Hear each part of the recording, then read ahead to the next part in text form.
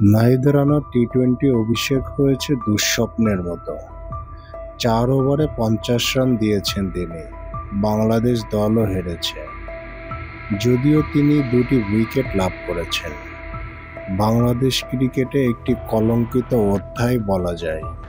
বাংলাদেশ দল আরব আমিরাতের কাছে পরাজিত হয়েছে। ম্যাচ শেষে টি-20 দলের অধিনায়ক লিটন দাস জানিয়েছেন, নাহিদের কাছে তাদের প্রত্যাশা অনেক বেশি ছিল। এছাড়া হারের পেছনে ছোট বাউন্ডারি এবং শিশিরের প্রভাব আছে বলে মনে করেন এই ডানহাতি টপ অর্ডার ব্যাটসম্যান। তিনি বলেন, নাহিদের থেকে আমরা অনেক বেশি প্রত্যাশা করেছিলাম, কিন্তু তার কিছুই পায় নাই। তবে ক্রিকেটার হিসেবে ভালো খারাপ দিন যেতেই পারে। আমরা বিষয়টি নিয়ে বসবো, কথা বলবো নাহিদের সাথে, ভুল ভ্রান্তিগুলো নিয়ে চিন্তা করব এবং পরের ম্যাচে খুব শক্তভাবে ফিরে আসব। এভাবেই আশা দিয়েছেন বাংলাদেশের ভক্ত সমর্থকদেরকে বাংলাদেশ দলের অধিনায়ক লিটন দাস।